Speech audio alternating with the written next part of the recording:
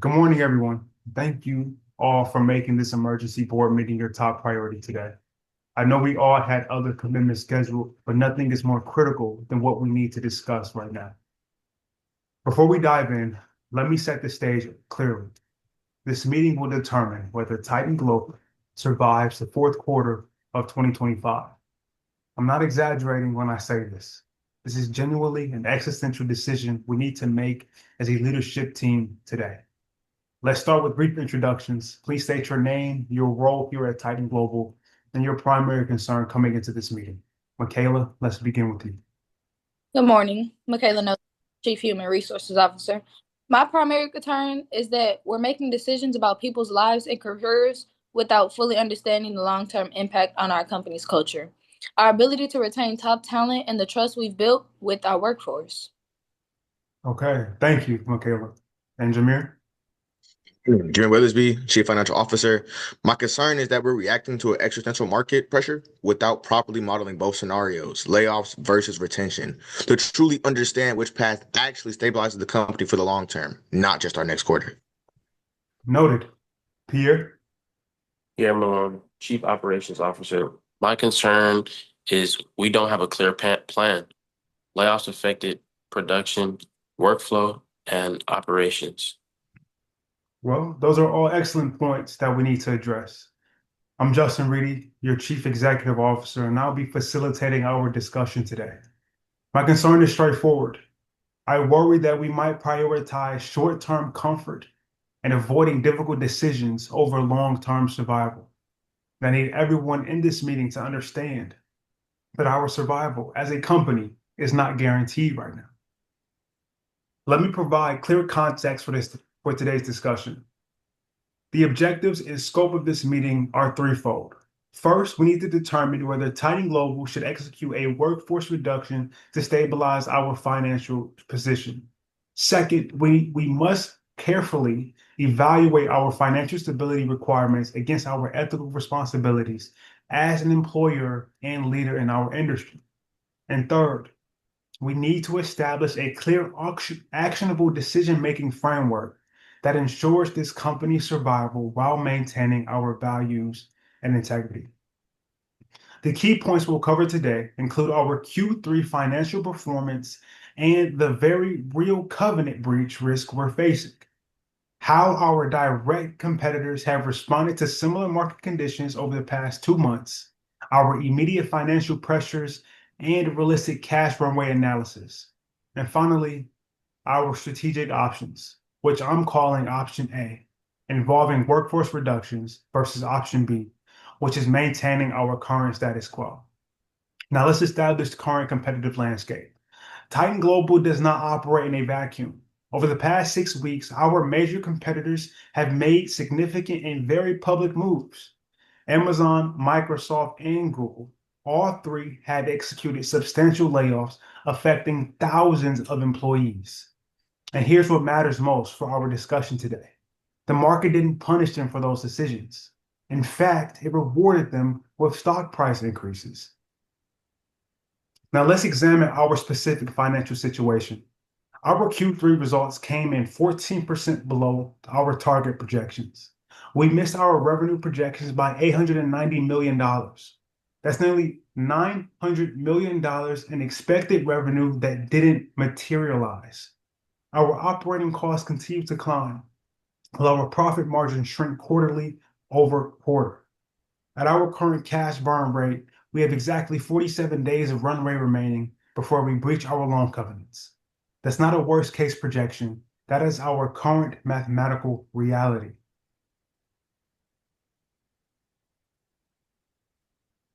Justin, I need to push back on your framing here.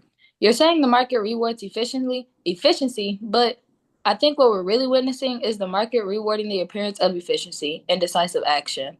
What we're actually discussing is potentially sacrificing long-term institutional knowledge, employee trust that took years to build, and our reputation as a stable employer, all for short-term stock price gains that may or may not be sustainable.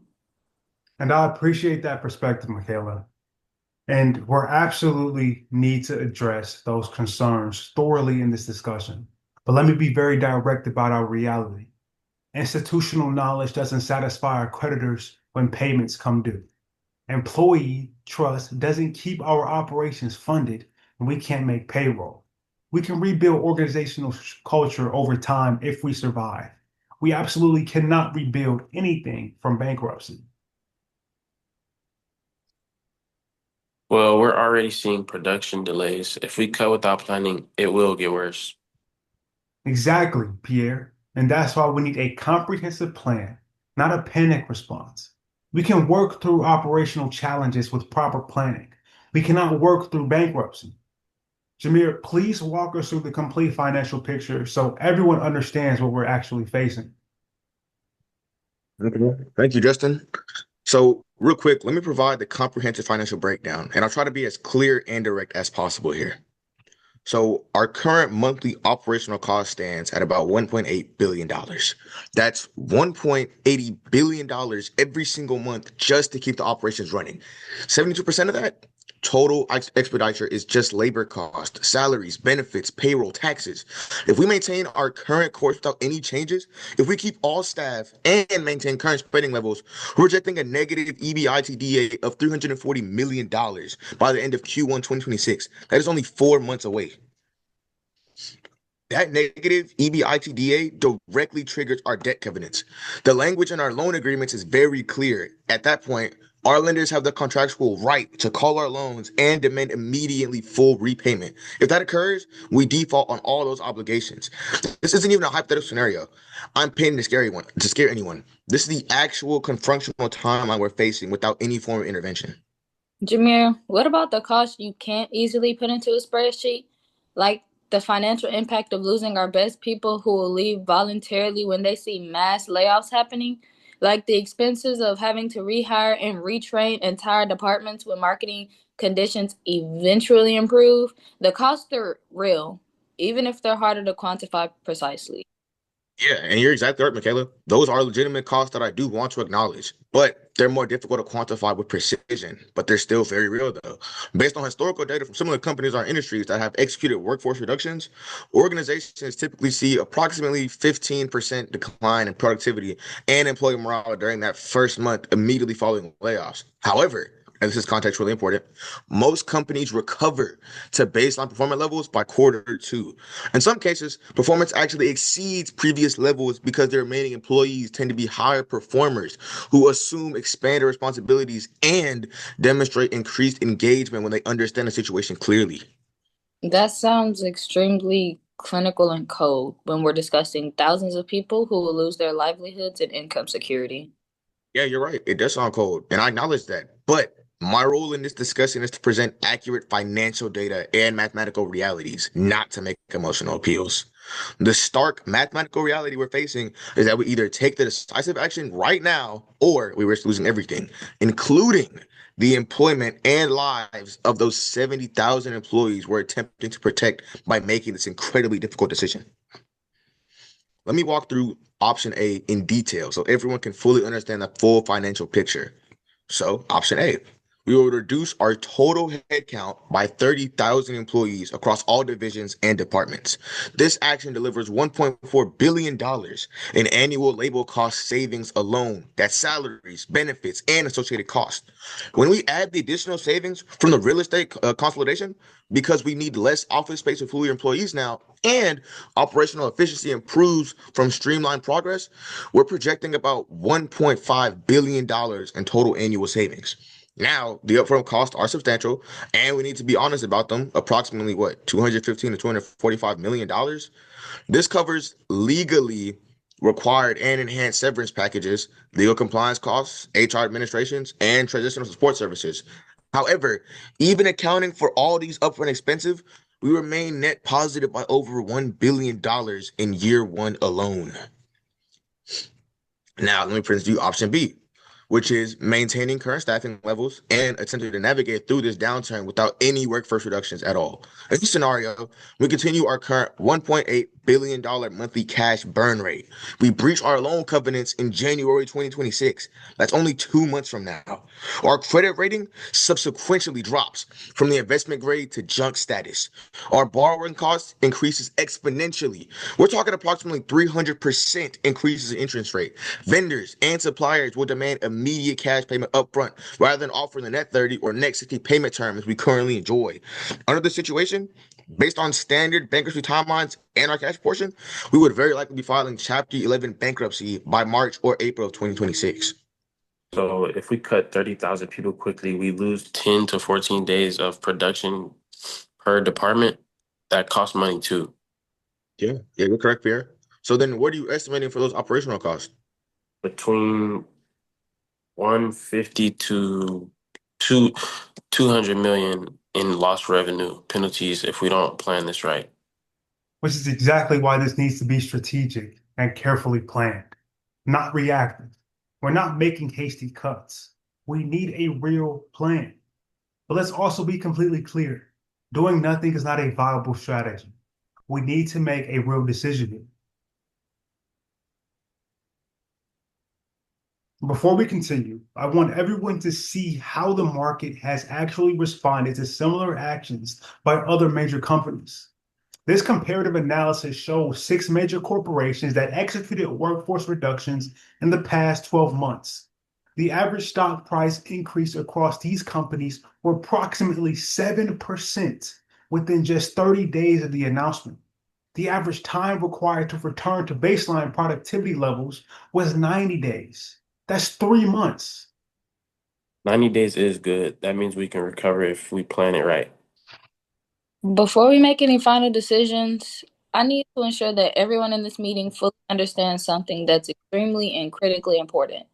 Martina Gutierrez is 42 years old and a single mother with 2 children who relocated specifically to be accepted by us.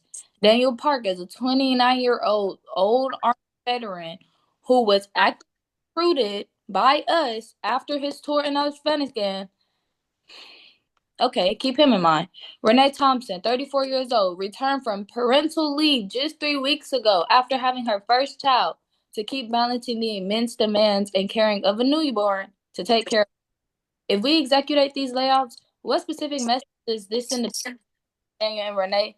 What does it communicate when Titan Global's actual values and commitments when the pressure is on? Okay. So I hear you, Michaela. I really, really do.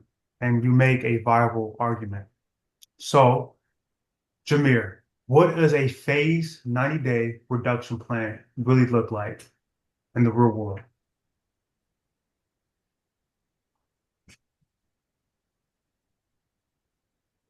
Hold on. So in the real world, a phase 90-day production plan, we start pretty simply here. We're gonna start by slowly laying off these employees, right? Doing so, we're gonna slowly cut back on all our unneeded and useless positions. We're gonna start then incorporating some trainings, some after time interviews. We can get some production ideas and see what people really needed in these layoff discussions to really further elaborate the points we're bringing home here. So on this, I believe that concludes most of what we're meeting for. I do think this is a pretty difficult decision that we should be making, but it's something we still have to make and do. And I trust that every one of you together can make this decision. Okay. Absolutely amazing.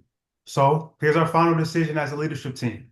We're proceeding with a phased workforce reduction of 30,000 employees implemented over a 90-day period. We're establishing the Titan X program with a $20 million budget commitment. We're also creating a transparent, compassionate, and communicative